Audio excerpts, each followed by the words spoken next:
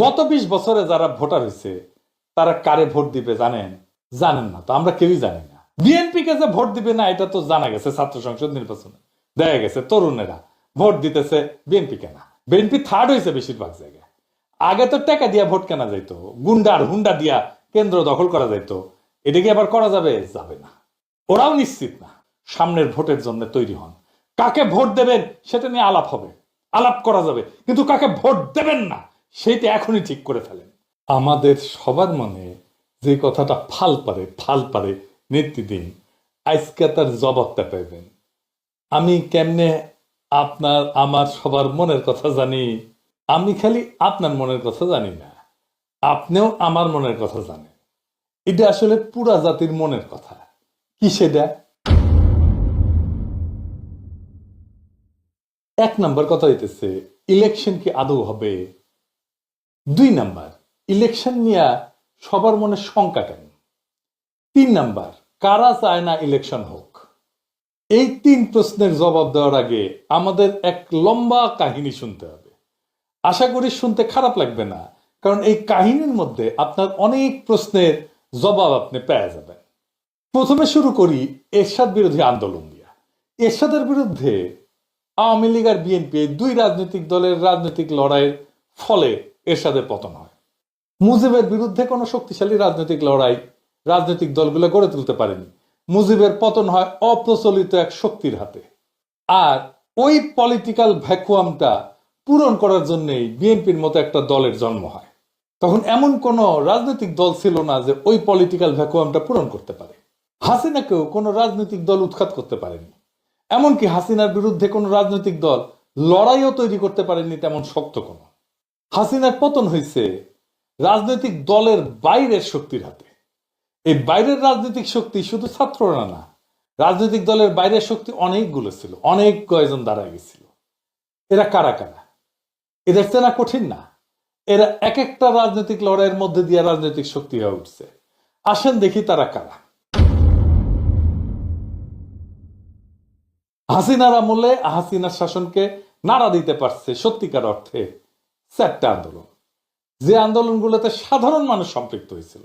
রাজনৈতিক দলগুলো আন্দোলন করছে, জামাত আন্দোলন করছে আগে, বিএনপি আগে আন্দোলন করছে, কিন্তু সাধারণ মানুষ সেটাতে সম্পৃক্ত হয় না। জামাতের একটা আন্দোলনে সাধারণ মানুষ সম্পৃক্ত হয়েছিল, সেটা হইতেছে মৌলানা দেলোয়ার হোসেন সাঈদীর ফাঁসির আদেশ দেওয়ার পরে। কিন্তু সেই আন্দোলনটা খুব বেশি দিন চালাইতে পারেনি তারা। তাহলে এই অরাজনৈতিক শক্তিগুলোর আন্দোলনগুলো কি কি? 1 নাম্বার, হেফাজতের 5ই মের আন্দোলন। 2 নাম্বার, নুরুল হক নুরদের টাইমের সে কোটা সংস্কার আন্দোলন। 3 নাম্বার, নিরাপদ সড়কের আন্দোলন। আর ফাইনালি 2024-এ কোটা আন্দোলন এবং আলটিমেটলি বর্ষা বিপ্লব।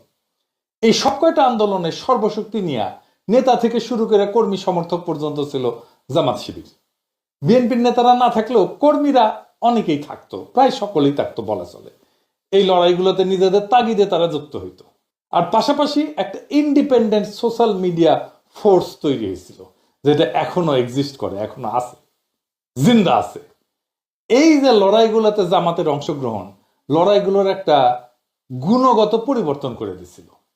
সেটা হইতেছে রাজনৈতিক লড়াই পরিচালিত হইতেছে ইসলামী রাজনৈতিক চিন্তায় ভর কইরা।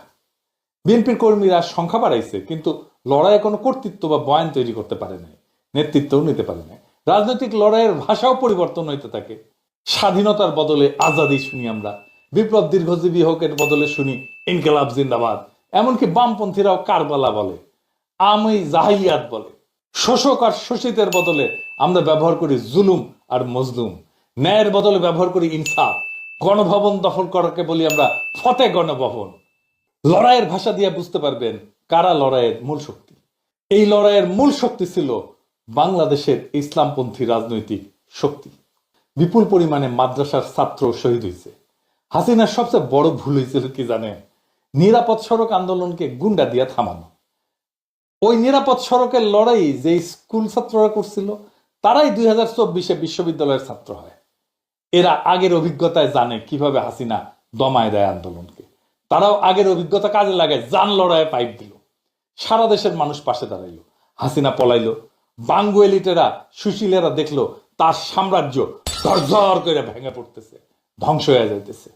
আগায় আসলো সেই সিভিল মিলিটারি ব্যুরোক্রেসি। ওয়াকার সাহেব গাড়ি পেটাই দিল, বুড়া চ্যাংড়া সব পলিটিক্যাল লিডারদেরকে ডাইকে নিয়ে গেল, তারা নাচতে নাচতে চলে গেল। একটা সরকার হইল, ইন্টারিম সরকার, যার কাজ হবে শুধু ইলেকশন। ওয়াকার সাহেব বুকে পাথর বেঁধে একটা সরকার উপহার দিল বাংলাদেশকে। বুকের রক্ত দিল সাধারণ মানুষ, যে রক্ত নেওয়ার কাজ করছে ওয়াকারের কমান্ডে থাকা অফিসার। সে বিপ্লবোত্তর সরকার তৈরি করে ওয়াকার। কি তামাশা! দেশের মানুষ যে রাষ্ট্রের একটা বদল চাইছিল সেইটারে কব্বর দেওয়ার চেষ্টা হইল, মাঠে নামাইল বুদ্ধিজীবীদেরকে। শুরু হইল তাদের বিরুদ্ধে আক্রমণ যারা একটা বিপ্লবী সরকার চাইতেছিল।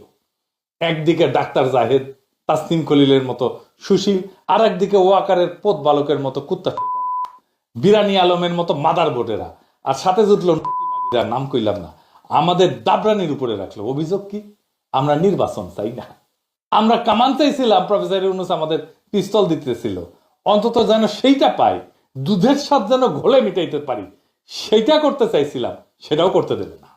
ডাক্তার জাহেদের কথাগুলো দেখেন, এটা বিপ্লব না, তার মূল কথা ছিল বিপ্লব হইলে তো একটা আমূল পরিবর্তনের পথে আগাইতে হবে, সেটা তারা আগাইতে দেবে না। এদের মূল চিন্তা হইল একটাই, কি সেটা?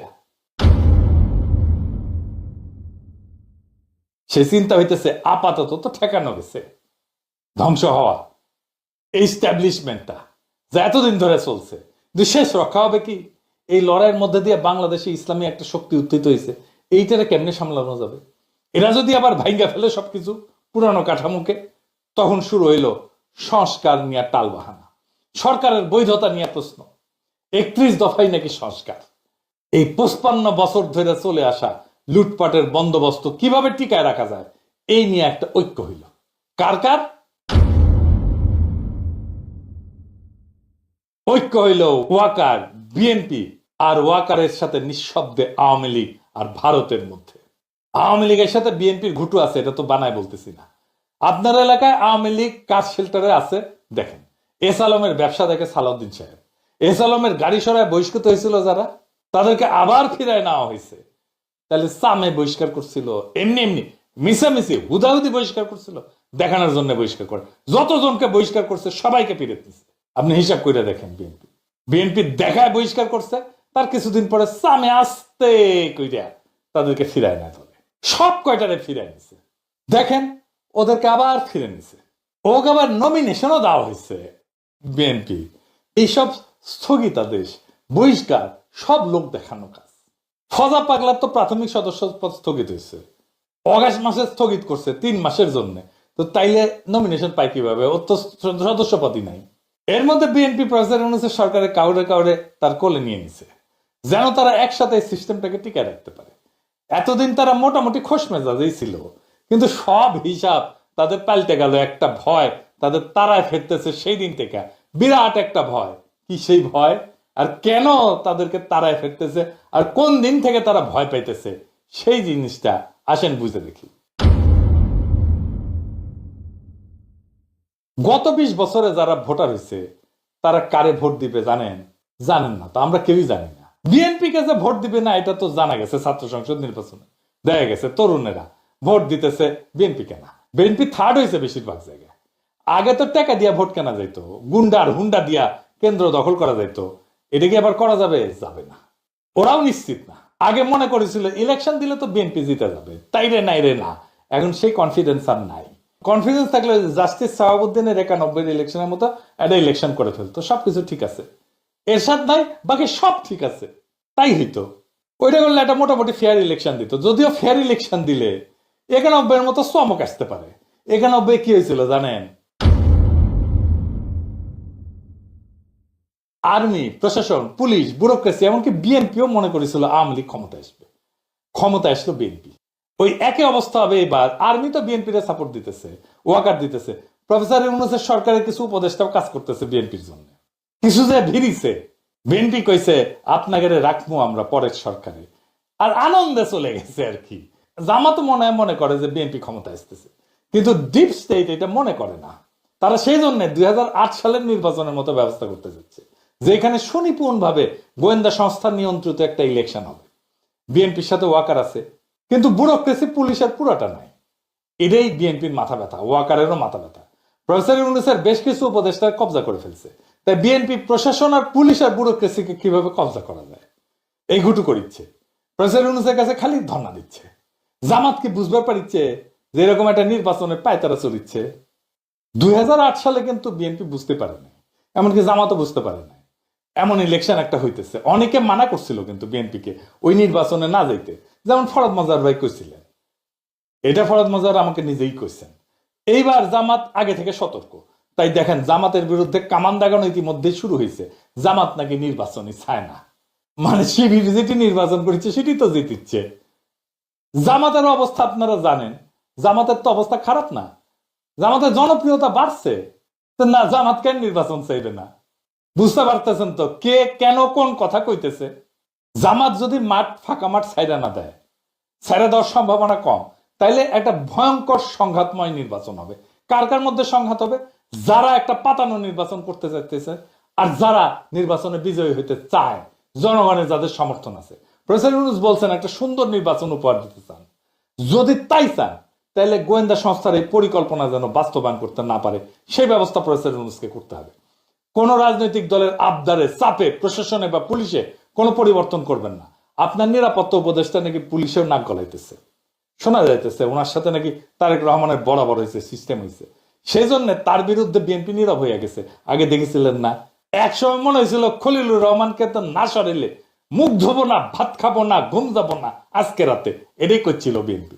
এখন সবকিছু শান্ত, ঠান্ডা পুকুরের মতো শান্ত। খলিলুর রহমান এখন তাদের সমস্যা না। ক্ষমতা একটা আশ্চর্য জিনিস, বুঝছাও? কত মানুষকে পাল্টায় যেতে দেখলেন। কখনো যদি আমাক দেখেন ক্ষমতার কাছাকাছি দৌড় মারিচ্ছি, পিছে থেকে টেনে ধরে রাখবেন, খিচ্চা টেনে ধরে রাখবেন, যেন ওইটি যাবার না পারি। যাই হোক, বাংলাদেশের দুর্ভাগ্য হইতেছে মুষ্টিমেয় এলিট সংখ্যাগুরু মানুষকে শাসন করে সবসময়। আর সংখ্যাগুরু মানুষ এই এলিটদেরকে উৎখাত করার জন্য রক্ত দেয়, তারপর আবার বুঝাই টুজাই আবার এলিটরা এসে বসে পড়ে। এই ব্যবস্থাকে উৎখাত করার সুযোগ এসেছিল 5ই আগস্টে, আমরা হারাইছি সেই সুযোগ।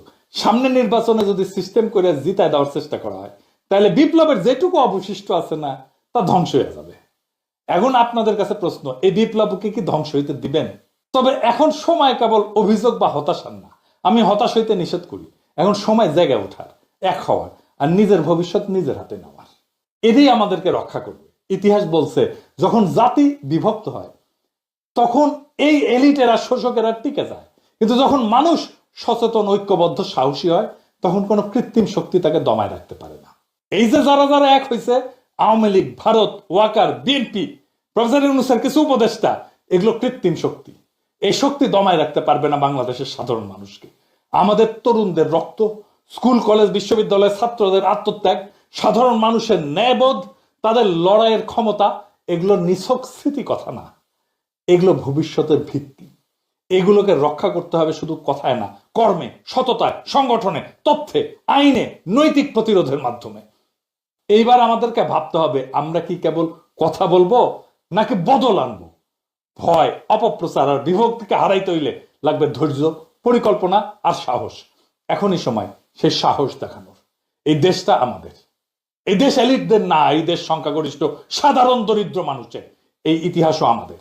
যারা রক্ত দিচ্ছে তারা চায় আমরা যেন ভয় না পাই। অন্ধকার যত গভীরই হোক, ভোরের আলো আসবেই যদি আমরা একসাথে থাকি এবং বিশ্বাস করি যে পরিবর্তন কেবল সম্ভব না, পরিবর্তন অপরিহার্য। সামনের ভোটের জন্য তৈরি হন।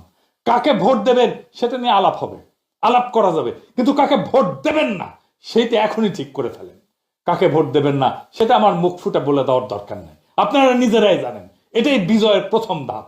আমরা এই নির্বাচনে বেহাত বিপ্লবের পুনর্দখল করতে পারবো ইনশাল্লাহ, যদি আমরা এক থাকি, যদি আমাদের কৌশল ঠিক থাকে, যদি আমাদের সাহস, সততা এবং লক্ষ্য স্থির থাকে। ইনকিলাব জিন্দাবাদ।